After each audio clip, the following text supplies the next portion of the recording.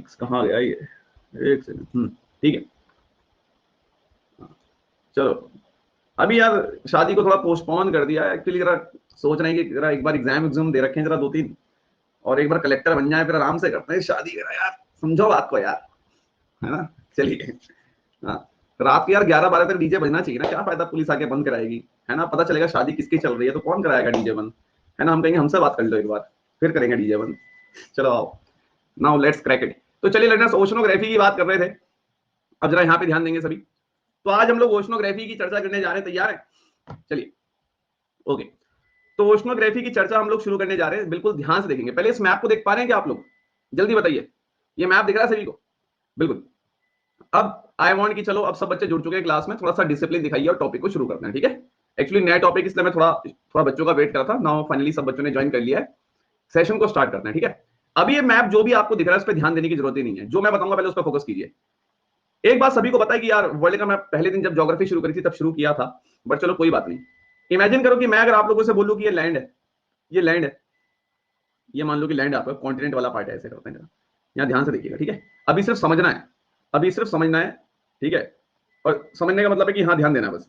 और मान लो कि बगल में जो है पूरा ओशन आपको दिख रहा होगा सर, ये पूरा ओशन जो है आपको जो है यहाँ पे जरा देखना है, सभी का ध्यान जो है यहीं पे मुझे चाहिए, और कहीं अपना ध्यान केंद्रित ना कीजिएगा। तो बिल्कुल आपका सबका फोकस होना चाहिए, बिल्कुल एक एक चीज बेसिक से बताऊंगा मैं आपको। ओशनोग्राफी आज हम लोग शुरू कर रहे हैं, अगर कोई भी नया बच्चा है तो उससे समझ में आ जाएगा, ठीक है, कोई दिक्कत नहीं है। अगर कोई बच्चा आज से ज्योग्राफी ज्वाइन कर रहा है तो समझ में आएगा, बस ध्यान यहाँ पे देना। अब आप मान लो ये ओशन है, ओशन यानी कि महासागर, कॉन्टिनेंट यानी कि महाद्वीप। क्या ये जो डायग्राम मैंने बनाया दिख रहा है क्या सभी को, दिख रहा है सभी को? ओके, बिल्कुल बिल्कुल शिल्पा आप यहाँ पे ध्यान दे बस, और अब बाकी सब मैं अपने आप देख लूंगा, ठीक है। ये डायग्राम दिख रहा है सभी को? बिल्कुल सर। अगर यहाँ पे समझना जरा कहानी को कि मैं क्या कहना चाह रहा हूँ, ठीक है। देखो, आप लोग एक बात को मानेंगे कि ये एक ओशन हो गया, ये बगल में कॉन्टिनेंट हो गया, कॉन्टिनेंट यानी कि जहाँ पे हमारे घर वगैरह होते हैं। चलो मैंने यहाँ पे एक बढ़िया सा पेड़ लगा दिया, है ना, यहाँ पे आपके फर्स्ट क्लास घर है ना, और ये आप खड़े हुए हैं और आपका इरादा पूरा नेक है कि मैं जाके कूदूंगा पानी में, है ना। हमने कहा बिल्कुल स्विमिंग आती है कि नहीं, मैंने कहा फिर मत कूदना। तो तुम्हारा इरादा काफी नेक है कि मैं बिल्कुल यहाँ से रनिंग करता हुआ जाऊंगा और बिल्कुल जो है पानी में हमने भाई क्रिस्टल वाले नहीं है ये कि जाके या स्विमिंग पूल नहीं कि कूद के आ जाओगे, कोई बचाने भी नहीं आएगा। हमने कहा स्विमिंग सीखो फिर जाना, और तभी मगरमच्छ ना खा जाए तुम्हें। अच्छा, एक चीज क्या है इस डायग्राम में सीखने वाली बात क्या है, देखो इस डायग्राम में एक सीखने वाली बात ये है लर्नर्स कि एक्चुअल में अगर हम देखें तो ऐसा नहीं होता है, मतलब समुद्र और कॉन्टिनेंट के बीच में रिश्ता। मतलब मैं क्या कहना चाह रहा हूं, जरा मेरी बात को समझना। ऐसा पॉसिबल नहीं है कि यहां तक पूरा लैंड मास मुझे दिख रहा है, यहां तक पूरा मुझे स्थलमंडल, पूरी धरती मुझे यहां तक दिख रही है और सीधा पूरा गहरा पानी शुरू हो जाए। ऐसा नहीं हो सकता यार कि यहां तक पूरी धरती और बिल्कुल बगल में जो है पूरा पानी पानी। मतलब मेरा कहने का मतलब क्या है कि लाइक जनरली फिगर ऐसा नहीं देखने को हमें मिलता है, ज्यादातर हमें फिगर ऐसा देखने को मिलता है। जरा आप देखिएगा इस वाले फिगर को, देखिए जो मैं कहना चाह रहा हूं ना अब आप समझ जाओगे। मतलब जो मैं कहना चाह रहा हूं वो अब आप इस डायग्राम से ज्यादा अच्छा फील कर लोगे। प्रैक्टिकली मैं एग्जांपल से ज्यादा अच्छा समझा देता हूं, यहां देखना जरा, ठीक है। अब आप यहां पे पेड़ लगा दो, यहां पे आपने पेड़ लगा दिया है ना, और ये आपका घर, अगेन ये आप खड़े हैं। तो आपने देखा होगा कि जब कोई समुद्र की शुरुआत होती है तो एकदम से पूरा गहरा समुद्र नहीं होता। मतलब अगर किसी समुद्र की शुरुआत हो रही है तो देखो आप जरा इस बात को फील करना कि यहाँ पे थोड़ी कम गहराई है। मतलब जैसे कि आप अगर इस पानी में एंटर करोगे, ठीक है, जरा यहाँ पे ध्यान दीजिएगा, ये पूरा आपका समुद्र है, तो आप देखो कि यहाँ पे थोड़ी कम गहराई है, फिर आप अंदर जाओगे और गहराई हो जाएगी, फिर और गहराई हो जाएगी, फिर और गहराई हो जाएगी। आप आगे जाते रहोगे तो गहराई बढ़ती जाएगी, है ना। जो डेप्थ लेवल है ओशन का, जो गहराई है वो बढ़ती जाएगी, है ना। अगर आप आगे जितना आप आगे जाओगे गहराई यानी कि डीपनेस बढ़ती जाएगी। लेकिन इस डायग्राम को आप देखें तो देख रहे हो कि यहाँ पे धरती खत्म हो रही है, यहीं से पूरी सिमिलर जितनी गहराई यहाँ पे है उतनी ही गहराई यहाँ पे है ना। ऐसा हमें जनरली देखने को नहीं मिलता है। जनरली हमें जो देखने को मिलता है समुद्र और कॉन्टिनेंट वो इस तरह से देखने को मिलता है कि ये पूरा आपका जो है कॉन्टिनेंट हो गया, और कॉन्टिनेंट से ऐसे समुद्र जो है धीरे धीरे शुरू होता है और एक टाइम पे जाके पूरा ये गहरा हमें देखने को मिलता है। क्या जो मैं कह रहा हूं इस बात को समझ पाए आप लोग, जो मैं कहना चाह रहा हूं इस बात को फील कर पाए? ठीक है, तो ये फिगर 2 हो गया, ये हो गया मान लो फिगर 2। और जस्ट इमेजिन कि ये वाला जो हो गया इसे आप मान के चले फिगर 1। तो आप मुझे कमेंट सेक्शन में एक बार बताएं कि सॉरी ये फिगर 2 हो गया ना हमारा, ये हो गया फिगर 1, इसे फिगर 1 मानो। अब आप मुझे जरा देख के बताओ, आप मुझे कमेंट सेक्शन में बताओ कि फिगर 1 जनरली देखने को मिलता है या फिगर 2? फिगर 1 देखने को मिलता है या फिगर 2? फिगर 2 हमें जनरली देखने को मिलता है, आई एम राइट? ठीक है, देखो अब इसका रीजन भी क्या है मैं आपको बताता हूं। इस फिगर 1 पे आ जाओ, इस फिगर 1 पे आ जाओ, यहीं से हम इस कहानी को बनाएंगे। प्लीज जरा यहाँ पे फोकस कीजिएगा। हाँ, वरुण कपूर अब यहाँ पे ध्यान दो, है ना, बिल्कुल जब तुम कमेंट करते हो तो मुझे लगता है वरुण धवन क्लास में आ चुके हैं अपनी नई शूटिंग के लिए, थोड़ा सा यहाँ ध्यान दो। हाँ बिल्कुल, है ना। चलो अब यहाँ पे फोकस करेंगे। बिल्कुल अब लड़का खुश हो गया, सर ने मुझे वरुण धवन बोल दिया। एक्चुअली मुझे पसंद नहीं है बिल्कुल, मैंने इसलिए उसका नाम लिया। चलो अब आगे देखते हैं, जरा यहाँ ध्यान देना। अब ये डायग्राम दिख रहा है, इस डायग्राम को ध्यान से देखें, है ना। ये डायग्राम हमें दिख रहा है। एक्चुअली होता क्या है कि पानी तो देखो आप, मुझे यहां भी दिख रहा है, ये भी पूरा पानी है, ये नीचे तक पूरा पानी ही पानी है। Yes sir. मैं काम करता हूं, जनरल सी नंबरिंग करता हूं। मान लो ये जो ऊपर वाला पानी है, बस ये ऊपर वाला जो पानी है, सिर्फ ऊपर ऊपर वाला पानी, ये ऊपर वाला जो पानी है इसको हम बोलेंगे भैया सरफेस वाटर। इसको हम बोलेंगे सरफेस वाटर। अब कोई समुद्र है, समुद्र का जो ऊपर ऊपर का जो पानी होगा उसे मैं सरफेस वाटर बोलूंगा। अब समुद्र तो पूरा नीचे तक है, यहां तक समुद्र तो पूरा यहां नीचे तक है, लेकिन मेरे को बस इतना पता है कि समुद्र का जो ऊपर ऊपर वाला पानी है ना, इसे मैं सरफेस वाटर बोलूंगा, सतह जल। अब ओशन तो बहुत गहरा होता है, समुद्र जो है वो बहुत गहरा होता है, लेकिन ओशन का जो पानी बहता है वो कौन सा बहता है। मान लो ये आपके सामने इतना बड़ा ओशन है, जरा यहां पे ध्यान दीजिएगा। जस्ट इमेजिन करो इतना बड़ा आपके सामने ओशन है, ये इतना बड़ा आपके सामने ओशन है, ये मान लो बहुत गहराई वाला ओशन है, पूरा समुद्र है, ये पूरा समुद्र है, इसकी काफी ज्यादा गहराई है, मान लो काफी ज्यादा गहरा है, काफी ज्यादा डीप है, ये काफी ज्यादा गहरा है। लेकिन मुझे इतना पता है कि ये जो ऊपर ऊपर का पानी है ना, मूव यही करता है। समुद्र का जो ऊपर ऊपर वाला पानी होता है, जो ऊपर मतलब आप मान के चलना 50 से लेके लाइक 150 मीटर तक, मतलब अगर आप यहां से मानोगे कि मतलब इतना मान के चलना कि 50 से लेके 100 मीटर तक गहराई का जो पानी होता है, यहां से मान लो पूरा समुद्र का सरफेस है ऊपर वाला, तो 50 से लेके 100 मीटर तक गहराई का जो पानी होता है ना, यही ज्यादा मूव करता है, यही ज्यादा फ्लो करता है, बहता है। ये पूरा समुद्र नहीं बह रहा होता, जो ऊपर समुद्र का ऊपर ऊपर का पानी होता है यही बहता है, यही ज्यादा फ्लो करता है। मतलब मैं एक बात कह सकता हूं कि जो सरफेस वाटर होता है, समुद्र का जो ऊपर ऊपर वाला पानी है वो ज्यादा बहता है, सरफेस वाटर फ्लो करता है। क्या इस बात को एग्री करेंगे? एक बार रिप्लाई कर दें, इस बात को एग्री करेंगे? हाँ बिल्कुल सर एग्री करेंगे, ठीक है। अब आप यहां पे देखो, अगर मैं कह रहा हूं कि ये सरफेस वाटर यहां पे है, यहां पे मान लो पूरा सरफेस वाटर है, यहां पे सरफेस वाटर है, जब मान लो कि ये बहुत तेज बहेगा, जब ये सरफेस वाटर मूव करेगा। अब सर ये सरफेस वाटर मूव क्यों करेगा? हवाएं चल रही हैं भाई, इतनी सारी हवाएं पढ़ ली है तुमने, वेस्टर्लीज ईस्टर्लीज, इतनी सारी पवने तुम्हें पढ़ा दी है। जब हवाएं चलेंगी तो पानी भी मूव करेगा, है ना। समुद्र के ऊपर से अगर हवाएं चलेंगी तो हवाओं की वजह से पानी भी मूव करेगा। अब ये हवा, ये जब पानी जब मूव करेगा, जब ये पानी मूव करेगा तो ये पानी बार बार आके यहाँ पे टकराएगा, यहाँ पे बार बार आके पानी टकराएगा। मतलब ये वाला जो पार्ट है कॉन्टिनेंट का, ये वाला जो पार्ट मार्कर देखो मेरा, इस वाले पार्ट से बार बार पानी आके टकराएगा, पानी बार बार आके टकराएगा। जब पानी बार बार आके टकराएगा तो ऐसा हो सकता है कि इतना हिस्सा टूट जाए, इरोड हो जाए, टूट के अलग हो जाए, मान सकते हो। पानी बार बार आके इस पे फोर्स लगाएगा, पानी बार बार इस हिस्से पे आके टकराएगा, तो एक टाइम पे आके वाला पूरा हिस्सा टूट जाएगा, मान सकते हो। और जब हिस्सा टूट जाएगा तो क्या कुछ फिगर इस तरीके से बनता हुआ नजर आएगा क्या? क्या इस तरह का फिगर नजर आएगा क्या? प्रैक्टिकली सोच के देखो, इस तरह का फिगर, ऑब्वियस ही बात है यार, समझो ना, इस तरह का फिगर बनेगा नहीं बनेगा? आप यहां से भी अलग कर लो ना इसे, इतने हिस्से को अगर आप अलग कर लोगे, लो आपके सामने इतने हिस्से को आप अलग कर लो, ठीक है, ये लो ऐसा नहीं बन जाएगा, ये कुछ इस तरह का नहीं बन जाएगा, ये लो कुछ इस तरह का नहीं बन जाएगा अगर इतना हिस्सा टूट जाएगा, मानते हो? ठीक है।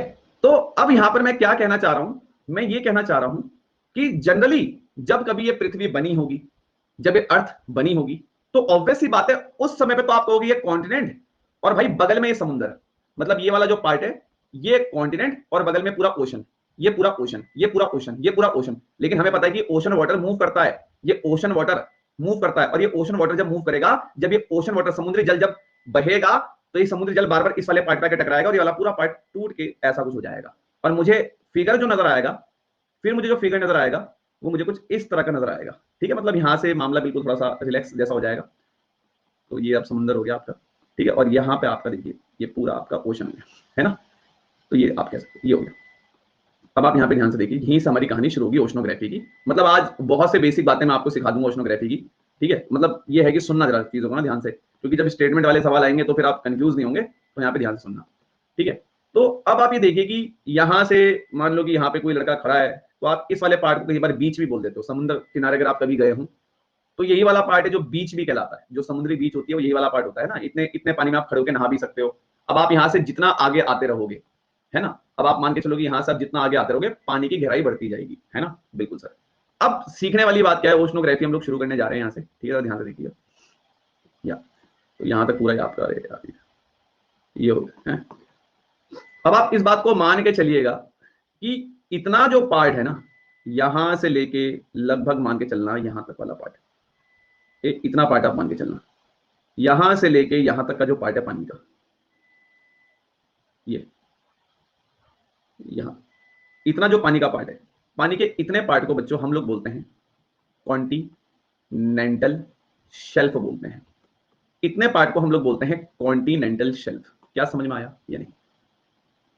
इतने पार्ट को, जितना पार्ट रेड मार्कर से हाईलाइट है भाई, जितना पार्ट रेड मार्कर से हाईलाइट है मैं उतने पार्ट की बात कर रहा हूं, ठीक है? इतने पार्ट को हम बोलते हैं कॉन्टिनेंटल शेल्फ, मतलब यहां से लेके यहां तक इतने पार्ट को हम लोग बोलेंगे कॉन्टिनेंटल शेल्फ।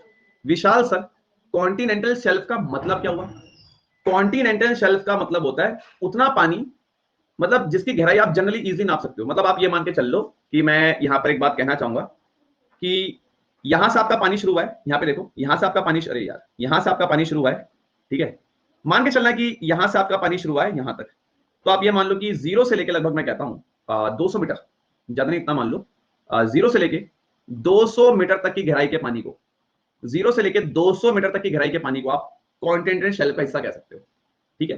तो यहाँ पे, यहां से लेके यहां तक इतनी हाइट का लगभग जो पानी है, इसे आप पूरा कॉन्टिनेंटल शेल्फ कह सकते हो। इसी कॉन्टिनेंटल शेल्फ का हिस्सा होता है बीच, जहां पे जाके हम लोग नहा लेते हैं समुद्र के किनारे, ठीक है? बीच मतलब क्या होता है? समुद्र का किनारा, जहां पे हम जाके नहा लेते हैं, फोटोज वगैरह खिंचवा लेते हैं, है ना? तो लाइक, तो इतना लगभग आप मान के चलो कि हाँ, ऊपर से लेकर लगभग 200 मीटर गहराई तक का पानी हमारा कॉन्टिनेंटल शेल्फ कहलाता है। सर इसकी क्या कुछ इंपॉर्टेंस है क्या? बिल्कुल, कॉन्टिनेंटल शेल्फ की अपनी ही इंपॉर्टेंस है। अपनी इंपॉर्टेंस क्या है इसकी, मैं आपको बताता हूं। अभी वन बाय वन हम पूरा नीचे तक इसे खोलेंगे, बट हम थोड़ा सा जरा यहाँ पे नीचे, थोड़ा इसकी गहराई पहले इसको कॉन्टिनेंटल शेल्फ को थोड़ा डीप में हम पढ़ेंगे, उसके बाद हम लोग आगे जाएंगे। पर अभी मेरे सामने जो वर्ड लिखा है शेल्फ, इसको हम इन डिटेल पढ़ने वाले हैं। इसकी क्या इंपॉर्टेंस है सर, क्या मतलब है सर इसका? देखो मैं बताता हूं।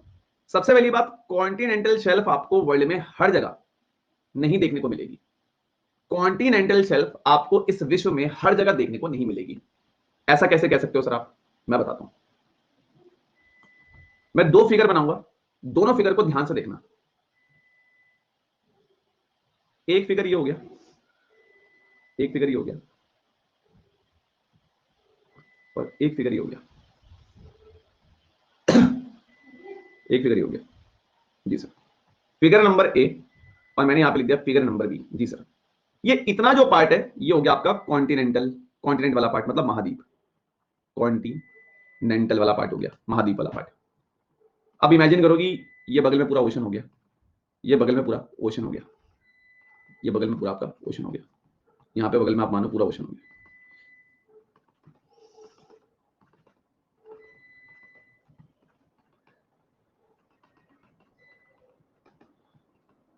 ये पूरा जो है ओशन हो गया। सीखने वाली बात क्या है, इमेजिन करो कि यहां पे कहीं पे बड़े बड़े पहाड़ हैं, बड़े बड़े ऐसे ऐसे माउंटेन्स हैं, ये बड़े बड़े मैंने यहाँ पे माउंटेन्स बना दिए, पर्वत। यहाँ पे मैंने कोई माउंटेन नहीं बनाए। जब मैंने यहाँ पे कोई माउंटेन नहीं बनाया फिगर बी में, तो मुझे पता है कि ये जो पानी है ऊपर वाला, ये इतना इतना पानी, ये ऊपर वाला सरफेस वाटर, इस ओशन के ऊपर ऊपर वाला पानी, ये समुद्र का जो ऊपर ऊपर वाला पानी, ये जो सरफेस वाटर है, हवा के कारण ये पानी मूव करेगा, ये पानी बार बार आके यहाँ पे टकराएगा, टकराएगा, टक टक टक टक, पूरा टकराएगा और इतना हिस्सा टूट जाएगा। जब इतना हिस्सा टूट जाएगा तो आप इसे हटा दो, इसे हटा दो, पानी ने इतना हिस्सा तोड़ दिया है। जब पानी ने इतना हिस्सा तोड़ दिया, बार बार पानी का प्रेशर आके लग रहा था, तो इसका कुछ इस तरीके से हो जाएगा, ये कुछ इस तरीके से हो जाएगा। पानी ने इतना हिस्सा तोड़ दिया और अब ये ऐसा हो गया। तो मुझे ये तो समझ में आ गया कि हाँ, यहां पर तो मुझे कॉन्टिनेंटल शेल्फ बनती हुई नजर आ गई। यहां पर ये रेड वाला रीजन देखो, यहां पर तो मुझे कॉन्टिनेंटल शेल्फ बनती हुई नजर आ गई। लेकिन यार ये पानी है, कोई हथौड़ा तो है नहीं कि हर चीज को बहुत आसानी से तोड़ देगा। अब आप फिगर ए को देखो कि अगर मैं कह रहा हूं कि यहाँ पे बहुत बड़े बड़े चट्टाने, बहुत बड़े बड़े पहाड़ है, मान के चलो कि चलो ये पानी मूव भी कर रहा है ऐसे, सरफेस वाटर आके यहाँ टकराएगा, सरफेस वाटर यहाँ पे आके टकराएगा, पहाड़ों को थोड़ी तोड़ देगा। ये सरफेस वाटर चल रहा है, भली मैं कह रहा हूँ बेहतर है, इस तरह बेहतर है, इस डायरेक्शन में ये पानी मान लो बह रहा है, लेकिन भाई ये पानी है, कोई हथौड़ा थोड़ी है, पहाड़ को थोड़ी तोड़ देगा। चलो ठीक है, यहाँ पे तो कहीं सालों से इस कोने पे आके पानी टकरा रहा था, तो ये वाला हिस्सा टूट गया, ये वाला हिस्सा आपका टूट गया, लेकिन यहाँ बहुत बड़े बड़े पहाड़ हैं, इन पहाड़ों को थोड़ी तोड़ देगा पानी ऐसे चल चल के। तो जब इन पहाड़ों को पानी नहीं तोड़ पाएगा, तो ऑब्वियस ही बात है, आपको यहाँ पर इस वाले फिगर ए में खुद दिमाग लगाओ, क्या आपको यहाँ पर कॉन्टिनेंटल शेल्फ क्या बनती नजर आएगी? क्या सोच के आंसर देना, सोच के आंसर देना। नहीं बनती नजर आएगी, ऑब्वियस ही बात है। अब आप लोग जरा इस डायग्राम को देख के बताओ कि कॉन्टिनेंटल शेल्फ डायग्राम ए में इजीली बन रही है, बी में बन रही है? डायग्राम ए में इजीली बन रही है, बी में बन रही है? ए में तो बनने का सवाल ही पैदा नहीं होता। तो इसका यह मतलब है कि कॉन्टिनेंटल शेल्फ हर जगह नहीं बन जाएगी। मतलब ये नहीं कि सर हर ओशन में ये बन जाएगी, इट्स नॉट पॉसिबल। यही चीजें हैं जहां पे स्टेटमेंट वाले सवाल बनेंगे, वो देखना चाहते हैं यूपीएससी वाले कि आपको ये कंसेप्ट पता भी है नहीं पता है। तो माउंटेन वाला जो रीजन है, इसके बगल में आपको कॉन्टिनेंटल शेल्फ अबसेंट नजर आ सकती हैं, ठीक है। तो ये जो माउंटेन्स वाले रीजन है, यहाँ पे शेल्फ आपको अबसेंट मतलब नहीं बनती नजर आ सकती है, मतलब बनेंगे नहीं। यहाँ अब यहाँ पे तो कोई पहाड़ था नहीं, पानी बार बार आके ऐसे टकरा रहा था, पानी ने बार बार आके टकराया, ये इतना कॉन्टिनेंट का हिस्सा तोड़ दिया और ये लो यहाँ बीच जैसा कुछ बन गया। यहाँ कहाँ तुम्हें बीच दिख रही है ना, यहाँ यहाँ कुछ ऐसा तुम्हें ऐसा जैसा रीजन यहाँ बनता हुआ दिख रहा है, ये वाला पार्ट तुम्हें यहाँ कहाँ बनता हुआ दिख रहा है। तो ये बात मान के चलना कि रीजन जो है, मतलब जो भी रीजन है, जो भी जगह है, रीजन की टोपोग्राफी पे निर्भर करता है कि कहां पर शेल्फ बनेगी कहां पे नहीं। अब सर इतने बड़े बड़े शब्द मत प्रयोग करो, सिंपल सी बात है, जगह पे डिपेंड करेगा कि किस जगह शेल्फ बन सकती है, किस जगह नहीं बन सकती। इसे भी हटाओ, जहां पर माउंटेन्स वाला रीजन होगा समुद्र के किनारे, वहां पे आपको शेल्फ बनती हुई नहीं नजर आएंगी। जहां पर कोई माउंटेनियस रीजन नहीं होगा, जहां पर कोई पहाड़ वाला इलाका नहीं है किनारे पे, वहां पर आपको शेल्फ बनती नजर आ सकती है। अब सर इसका एक एग्जांपल क्या आप दे दो, बहुत ही बेसिक सा एग्जांपल है, सभी बच्चों ने साउथ अमेरिका का मैप देखा होगा। अगर मान लो कि ये साउथ अमेरिका का मैप है रफली, अगर मैं कह रहा हूं ये साउथ अमेरिका का मैप है, तो आप कभी एटलस खोल के देख भी लेना, साउथ अमेरिका के आपको किनारे यहां पे एंडिस पहाड़ नजर आएंगे, एंडिस माउंटेन नजर आएंगे। अब इस तरफ तो कोई पहाड़ नहीं है, इस तरफ तो कोई पहाड़ नहीं है, तो दिमाग जरा खोल के रखना क्लास के अंदर। अब आप सोचो कि अगर मैं कह रहा हूं कि साउथ अफ्रीका में इस तरफ मुझे पहाड़ नजर आते हैं, पहाड़ का नाम सुन लो भाई, एंडिस पहाड़, एंडिस माउंटेन, मैप खोल के आप लोग देख सकते हो, ठीक है। अब इस जगह को मैंने बोल दिया ए लोकेशन, इस वाली जगह को मैंने बोल दिया बी लोकेशन। प्रैक्टिकली सोच के मुझे आंसर दो, शेल्फ का बनना कहां पॉसिबल है, ए पे या बी पे? शेल्फ का बनना कहां पॉसिबल है, ए पे या बी पे? Reply fast. बी पे। ए पे क्यों नहीं बनेंगे? शेल्फ ए पे क्यों नहीं बन रही? शेल्फ ए पे क्यों नहीं बन रही भाई? शेल्फ ए पे क्यों नहीं बन रही? माउंटेन है वहां पर, इससे नहीं बन रही। और बी पे कोई माउंटेन रीजन है नहीं, तो वहां पे हमें शेल्फ बनती हुई नजर आ सकती है, ठीक है। समझ गए बात?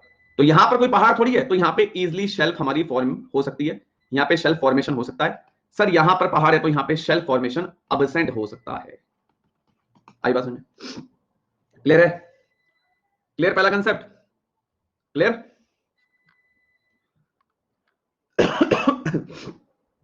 ओके, बहुत बढ़िया, शाबाश।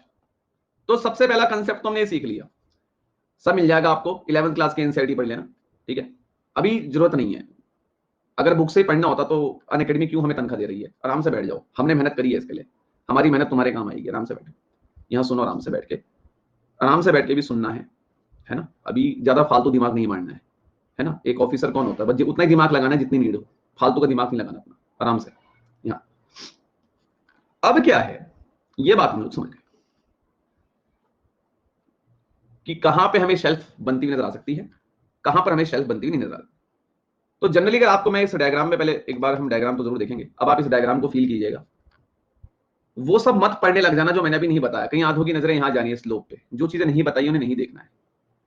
अब आप इमेजिन करो कि यहाँ पे बढ़िया फर्स्ट क्लास पेड़ लगा हुआ, ठीक है, और यहाँ पे मान लो आप ऐसे खड़े हुए हो, तो अब आप देख लो शेल्फ वाला रीजन, मुझे पेन चलाने की जरूरत नहीं है, यहां से लेके यहां तक, ठीक है, ये पूरा कॉन्टिनेंटल शेल्फ है। मतलब इतना एरिया, पानी का वो एरिया जो मतलब बहुत गहरा नहीं है, आप कह सकते हो पानी का वो रीजन जो ज्यादा गहरा नहीं है।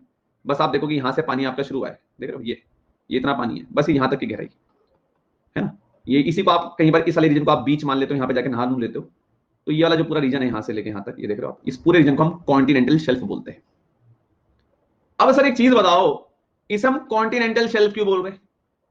ये पूरा पानी है, ये पूरा जो पानी है सर, ये समुद्र का पानी है सर। कायदे में तो इसको हमें ओशनिक शेल्फ बोलना था सर, समुद्री शेल्फ बोलो या कॉन्टिनेंटल शेल्फ क्यों बोल रहे हो आप इसे? ये पूरा पानी तो ओशन का है, हम तो इसे ओशनिक शेल्फ बोलेंगे, कॉन्टिनेंटल शेल्फ क्यों बोलना है मैं बताता हूँ। इसका भी रीजन है, ये नहीं रट्टा मार लिया बस कि डायग्राम देखो रट लिया, रटना नहीं है, सीखना है। ये देखिए, इसे हम कॉन्टिनेंटल शेल्फ क्यों बोल रहे हैं ना भाई।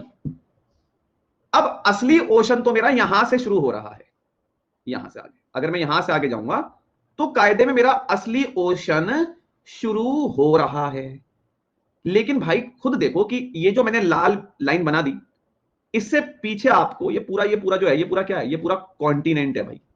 कॉन्टिनेंट के ऊपर ही तो थोड़ा सा पानी टिका हुआ है, कॉन्टिनेंट के ऊपर ही तो हल्का सा पानी टिका हुआ है। तो अगर मैं इस रेड लाइन के पीछे वाला रीजन देख लूं, यहां ध्यान देना, अगर मैं इस रेड लाइन के पीछे वाला रीजन देखूंगा, तो ओशन ज्यादा है मतलब पानी ज्यादा है या कॉन्टिनेंट, ये तुम खुद देख लो। ये रेड लाइन मान लो एक मीडिएटर, ये रेड लाइन मान लो एक पॉइंट है। इस रेड लाइन के अगर आप पीछे देखोगे, पीछे जाओ पीछे जाओ पीछे जाओ, आपको इस रेड लाइन के पीछे कॉन्टिनेंट ज्यादा नजर आएगा, पानी तो बस इतना सा है। तो इतना सा पानी कॉन्टिनेंट के ऊपर टिका हुआ है, तो इसलिए मैं बोलूंगा कॉन्टिनेंटल शेल्फ। असली ओशन तो इस लाइन के आगे शुरू होगा भाई, ये है असली ओशन। तो भैया यहां पर पानी बहुत कम है और यहां पर कॉन्टिनेंट, एक लैंड एरिया ज्यादा है, यहां पे कॉन्टिनेंट का हिस्सा ज्यादा है, पानी का हिस्सा बहुत कम है। इस लाइन के आगे पानी ज्यादा शुरू होगा, इस लाइन के आगे ओशन बड़े लेवल पे शुरू होगा। असली ओशन मुझे इस लाइन के बाद दिखेगा, इस लाइन से पीछे तो ज्यादातर कॉन्टिनेंट है ना, और उसी कॉन्टिनेंट के ऊपर थोड़ा सा पानी टिका है, तो कॉन्टिनेंट के ऊपर पानी टिका है, तो इसलिए मैं कह रहा हूं कॉन्टिनेंटल शेल्फ। रिप्लाई कर दो, आया समझ में नहीं? अरे रिप्लाई तो कर दो भाई यार। ठीक है, वेरी गुड, ठीक है। हाँ बिल्कुल आराम से, बस कोई घबराने की बात नहीं है इतना। मतलब मैं बहुत ही इजी तरीके से आपको सारी बातें बता रहा हूं, तो अगर कोई आपसे पूछ ले कि हम इसे ओशनिक शेल्फ क्यों नहीं बोलते, तो बता देना ढंग से कि हाँ इसलिए नहीं बोलते। ठीक है, आओ अब यहां तक हम लोगों ने बात कर ली। अभी बहुत कुछ शुरू होने वाला है, जो भी पुराने बच्चे हैं मैं उनको बता दूं, इस बार जरा ये ज्योग्राफी यहां से अपनी मत छोड़ना भी। इंडियन ज्योग्राफी बहुत डिटेल में हम लोग पढ़ेंगे, लैंड फॉर्म्स की चर्चा करने वाले हैं, डेक्कन प्लेट्यू के बारे में पढ़ेंगे, पूरा जो है रॉक्स की जो फॉर्मेशन है लैंड फॉर्म्स के अंदर, वो सब हम लिंक करके पढ़ने वाले हैं। उसके बाद वर्ल्ड ज्योग्राफी पढ़ेंगे, फिर इकोनॉमिक ज्योग्राफी। तो ये ज्योग्राफी वाला पार्ट मत छोड़ना, और समय मिलती है मैं आपको ये जितने हमारे क्लाइमेटिक है, सवाना क्लाइमेट, ये सारे क्लाइमेटिक जो वर्ल्ड के क्लाइमेटिक पैटर्न्स है, इनके ऊपर भी डिस्कशन हम लोग करेंगे। तो प्लीज अभी जो है एक एक दिन क्लास का काफी इंपॉर्टेंट है, रेगुलर है, क्योंकि फिजिकल ज्योग्राफी के बाद हम लोग इंडियन और वर्ल्ड ज्योग्राफी पढ़ने वाले हैं, है ना। तो अगर थोड़ा समय भी लग गया, 3-4 क्लासेस ऐड भी करानी पड़ेगी, तो आई विल ऐड, कोई उसमें कोई बड़ा इशू नहीं है। चलो, तो अब यहां तक हमारी कहानी समझ में आ गई, शेल्फ वाला पार्ट सबको समझ में आ गया। अभी हमने इस वर्ड का मीनिंग सीखा है, अभी हम ये सारे वर्ड्स आज सीख के जाएंगे। अब क्या है सर, शेल्फ की कुछ इंपॉर्टेंस भी है क्या? हाँ भाई, इसकी अपनी इंपॉर्टेंस है। इसकी अपनी क्या इंपॉर्टेंस है मैं आपको बताता हूँ। देखो यार, ये जो कॉन्टिनेंटल शेल्फ है ना, यहाँ शेल्फ में आपको कई सारे पानी वाले जानवर देखने को मिलेंगे। मतलब पानी वाले जानवर मतलब मरीन एनिमल्स, मरीन एनिमल्स यानी कि जो पानी वाले आपके जानवर हैं। आप इनको कई बार एक्वेटिक एनिमल्स भी बोल देते हो, बट चलो मैं कहूंगा कि मरीन एनिमल्स से ध्यान रखना, पानी वाले जानवर। ये कॉन्टिनेंटल शेल्फ वाला जो एरिया है, ये फेमस क्यों होता है सर? अगर हम लोग यहाँ पे बात करते हैं कॉन्टिनेंटल शेल्फ वाले रीजन की, तो ये रीजन हमारे लिए इंपॉर्टेंट होता है because of the production of oil and natural gas. Oil और नेचुरल गैस, ऑयल और नेचुरल गैस के प्रोडक्शन के लिए, ऑयल और नेचुरल गैस के प्रोडक्शन के लिए काफी ज्यादा इंपॉर्टेंट रीजन होता है शेल्फ। अब आप कहेंगे सर एक बात बताओ, यहाँ पानी में कहां ऑयल और गैस बन रही है? ये कैसा मजाक कर रहे हो, यहाँ पानी में कैसे ऑयल एंड गैस बन रही है? देखो इसका रीजन है, यहाँ पे कई सारे मरीन एनिमल्स आपको देखने को मिलेंगे। ये जो आपका शेल्फ वाला रीजन है, यहाँ पे कई सारे आपको मरीन पानी वाले जानवर देखने को मिलेंगे। ये पानी के जानवर यहीं पे रहते हैं, अपनी जिंदगी जी के यहीं पे मर जाते हैं, है ना। अब जब ये मरीन एनिमल्स यहाँ पे काफी लंबे समय तक अपनी लाइफ जीते हैं, और अपनी लाइफ जीने के बाद ये मरीन एनिमल्स यहीं पे मर जाते हैं, तो इनकी जो भी इनकी बॉडी है जो, वो यहीं पे गिर जाती है जाके सारी, है ना। जरा थोड़ा दिमाग खोल के सुनना, मरीन एनिमल्स जब मर जाते हैं, खत्म हो जाते हैं, तो इनकी डेड बॉडीज यहीं पे जाके जम जाती है, और लगभग 300, 400, 450 मिलियन ईयर्स बाद आपको यहीं पे इन्हीं मरीन एनिमल्स की डेड बॉडी से बनता हुआ नजर आएगा पेट्रोलियम। पेट्रोलियम, ये बात ध्यान में रखना, ठीक है। तो मतलब ये मरीन एनिमल्स जब मर जाते हैं, तो इनकी बॉडीज जो डेड बॉडीज होती है, वो यहीं पे इकट्ठी हो जाती हैं, और काफी समय लगता है इसमें, 300, 400, 450 मिलियन ईयर बाद आपको इन्हीं की बॉडी से आपको पेट्रोल वगैरह बनता हुआ नजर आएगा। पेट्रोल कहां से निकालते हैं? समुद्र से तो निकालते हैं। ये थोड़ी कि मैंने अपने घर के बाहर जो मिट्टी खोदी और पेट्रोल निकाल लिया, ऐसे थोड़ी करते हैं। तो ये रीजन है। तो प्रैक्टिकली सोच के देखो कि ये शेल्फ वाला region for the production of petroleum कितना ज्यादा इंपॉर्टेंट है। इस बात को मान सकते हैं सर? इसका एक बहुत अच्छा सा एग्जांपल दो, तब हम आपकी बात मानेंगे। एक बहुत ही बेहतर सा एग्जांपल देता हूं। अगर वेस्टर्न एशिया का मैप देखा हो, जहां पे ईरान इराक देश पड़ते हैं, जहां पे Iran Iraq Afghanistan Saudi Arabia ये सब पड़ते हैं, जरा थोड़ा दिमाग खोलो। आपने एशिया के, वेस्ट एशिया की तरफ आपने एक जगह देखी होगी जिसको हम बोलते हैं पर्शियन गल्फ। पर्शियन गल्फ, अगर कोई क्लास में नया है जिसको ये नहीं पता, गल्फ, गल्फ मतलब होता है खाड़ी, पर्शियन खाड़ी। तो गल्फ भी एक वाटर बॉडी होती है। गल्फ क्या है भाई? गल्फ भी तो एक वाटर बॉडी है, एक जलमंडल है, एक जल स्थल है, और क्या है? गल्फ क्या है? एक जल स्थल है, एक वाटर बॉडी है।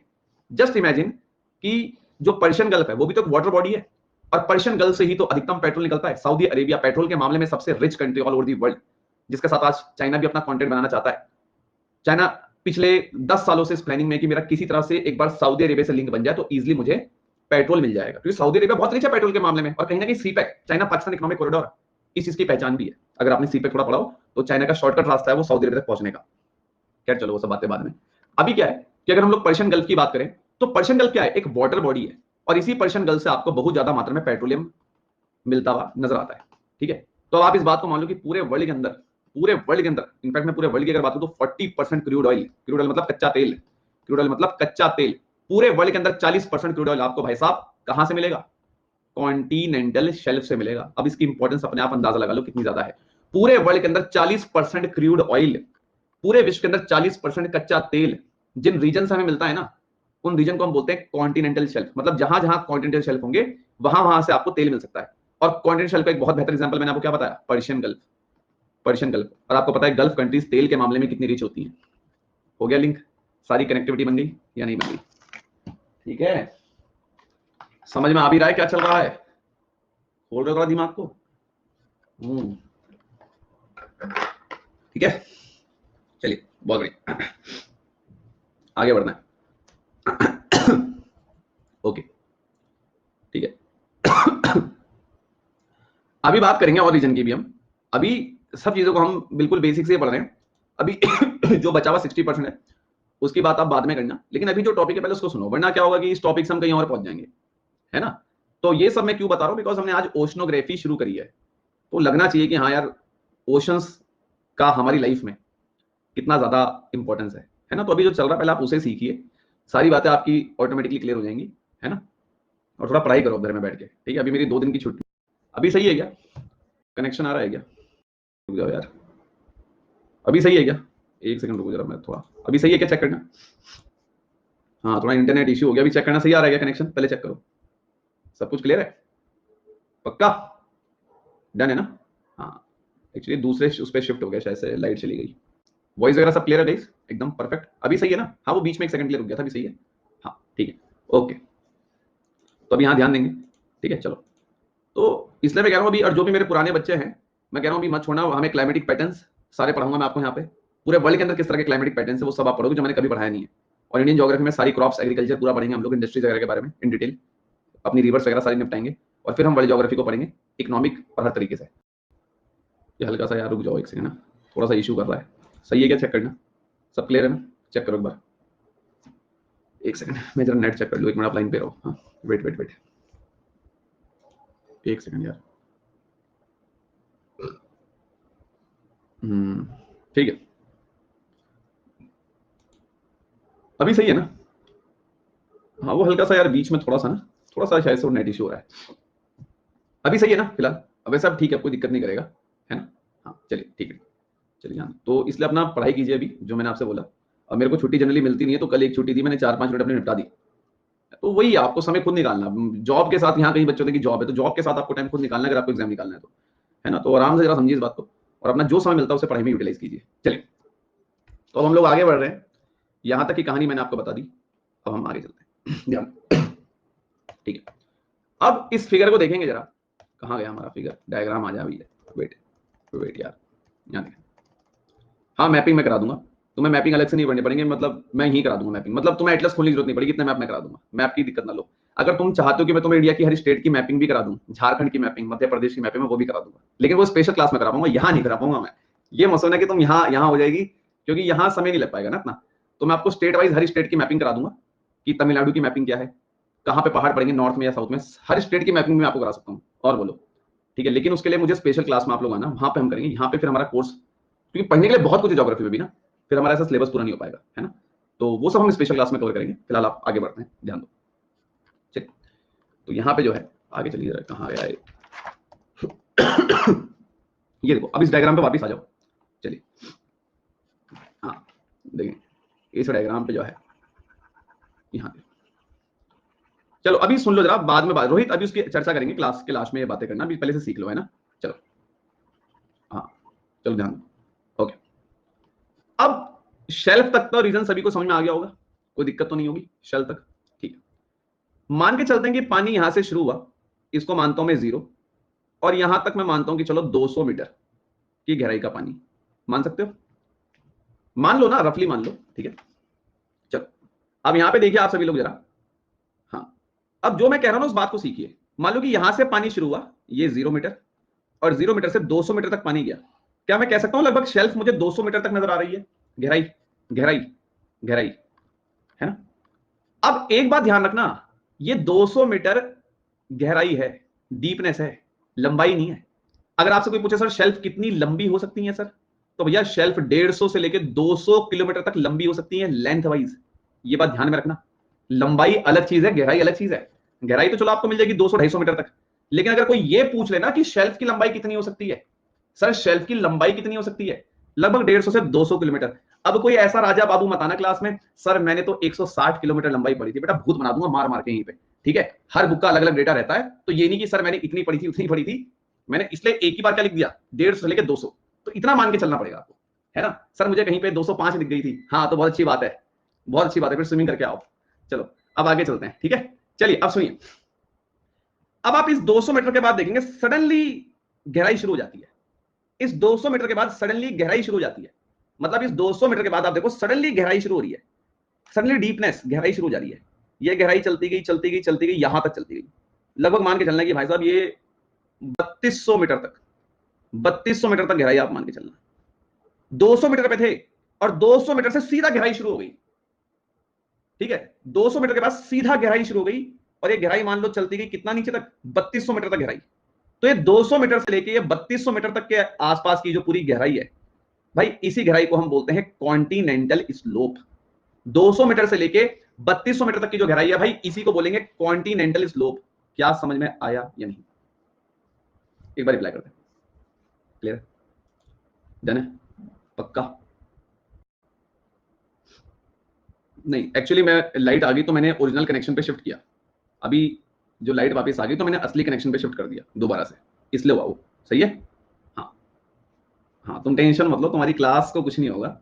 मैंने इसलिए अब 2-2 कनेक्शन रखे हुए कि अगर एक जगह दिक्कत भी आई तो दूसरी जगह चल जाएगा, ठीक है, समझ रहे हो। चलो अब ध्यान दो, तो 200 मीटर से लेकर लगभग 3200 मीटर तक की जो गहराई है वो स्लोप है। स्लोप का मीनिंग क्लियर है? चलिए सर अब आगे बढ़ते हैं। अब ये बात हमें समझ में आ गई, अब आगे चलिए। अब इसे जरा मैं मिटा दूं, ये पूरी कहानी जरा सुन लेते हैं हम, एक सेकंड का, है ना, एक सेकंड का। अब देखिए जरा यहाँ पे आगे कहानी क्या चल रही है, सुनेंगे ध्यान से, यहाँ सुनेंगे। अब आप बताओ कि जहां पे हमारा स्लोप खत्म हो रहा है 3200 मीटर पर, क्या यहाँ पे आपको थोड़ी चीजें उठी हुई दिख रही है क्या? ये देखो, ये थोड़ा उठा हुआ दिख रहा है पैटर्न, उठा हुआ दिख रहा है क्या? उठा हुआ दिख रहा है, ये देखिए ये थोड़ा उठा हुआ पैटर्न दिख रहा है क्या? दिख रहा है, थोड़ा सा उठा हुआ दिख रहा होगा, जितना मैंने मार्कर से बनाया चेक करो, उठा हुआ दिख रहा है ना। हाँ अब सर ये उठा हुआ क्या है? अभी कोई स्टक नहीं हो रहा है, बट हल्का सा बीच बीच में हो रहा है, थोड़ा सा मानो यहाँ पे थोड़ी आज कनेक्टिविटी की प्रॉब्लम चल रही है। क्लास छोड़ के मत जाना, हल्का सा मुश्किल से 1 या 2 सेकंड का बीच में हो सकता है ना, तो प्लीज थोड़ा कोऑपरेट कीजिए, है ना। चलिए टेक्निकल चीजें हैं यार ये। चलिए ये चीज हमें थोड़ी सी उठी हुई दिख रही है। अब देखिए ये सर उठी हुई कैसे दिख रही है, इमेजिन करो कि यहां से कोई रिवर बहती हुई आ रही है, सुनिए यहां से कोई रिवर बहती हुई आ रही है, ये रिवर आ रही है बहती हुई, एक रिवर आ रही है बहती हुई, इसको मैंने एक नाम दे दिया, एक रिवर है मान लो, एक नदी है। इमेजिन करो कि एक नदी ऐसे बहती हुई आ रही है, जब ये नदी बहती हुई आएगी, अब हमारे आप एक बात तो मानेंगे कि नदियां जब बहती हुई आती हैं, इतनी सारी नदियां हैं, इन नदियों का अंत कहां होता है? ओशंस में तो होता है, मानते हो? रिवर्स कहां जाके खत्म होती है एट द लास्ट? ओशन में तो मिल जाती है। बड़ी बड़ी नदियां लास्ट में जाके ओशन में तो खत्म होती है। और क्या मैं कह सकता हूं कि ये जो पूरा रीजन है ये ओशन है, ये पूरा जो रीजन है ओशन है, मान सकते हो, है ना।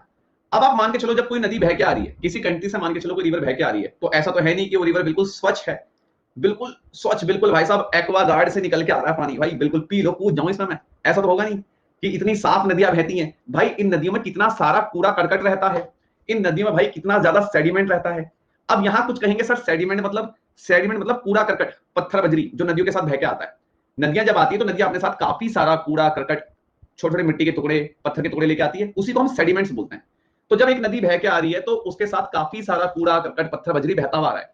अब मान के चलो ये रिवर आ रही है, ये रिवर आ रही है, ये रिवर आके ऐसे गिर गई, अब ये रिवर ऐसे गिर गई, ये रिवर ऐसे गिर गई, उसके बाद ये रिवर ऐसे आगे निकल जाएगी। ये रिवर तो आगे निकल जाएगी, लेकिन इस रिवर के साथ जो कचरा आया है, कूड़ा करकट पत्थर बजरी, वो यहाँ पे आके जम जाएगा, वो सेडिमेंट यहाँ पे आके जम जाएगा। और वो सेडिमेंट जब यहाँ पे आके जम जाएगा तो क्या ये मतलब ये वाला रीजन थोड़ा उठा हुआ नजर आएगा क्या?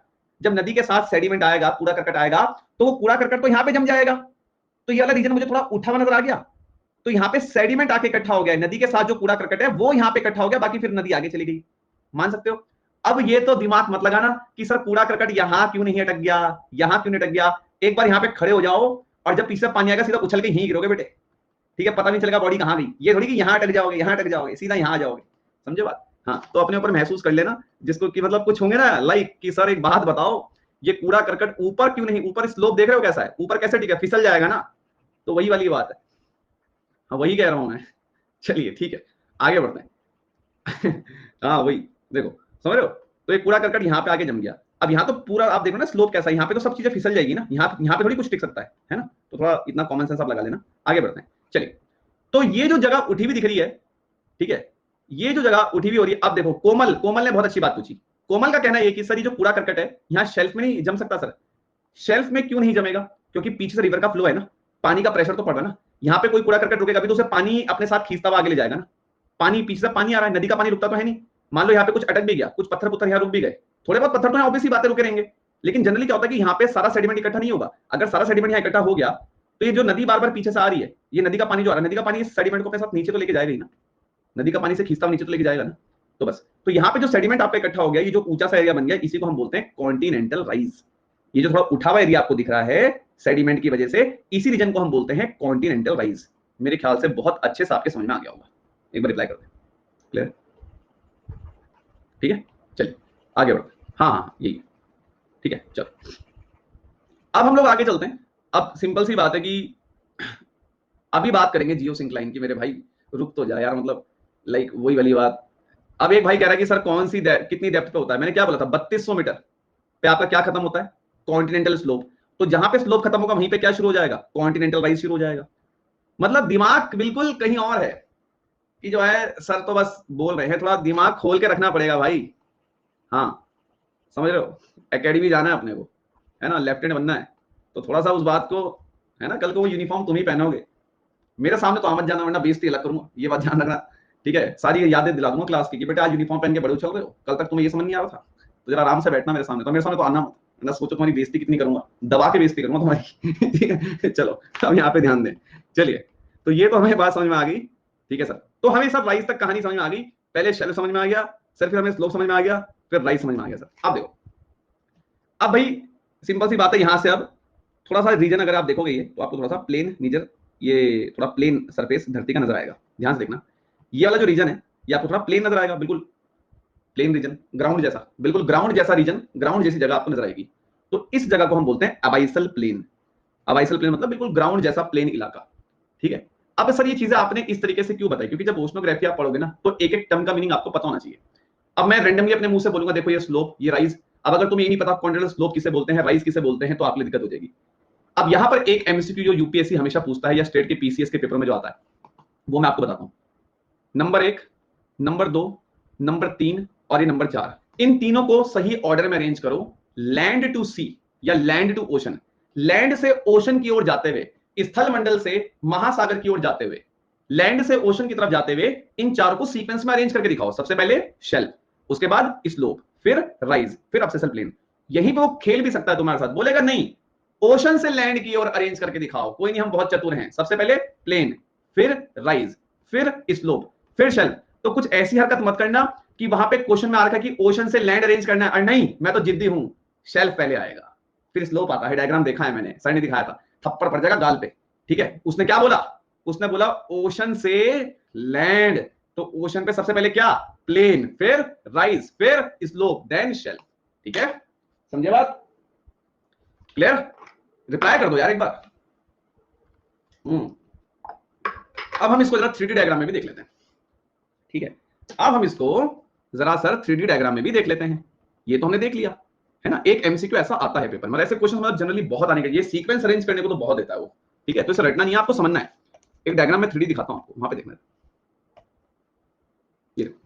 ये ड्राई लैंड है, यहाँ पे तुम्हारा घर है बढ़िया।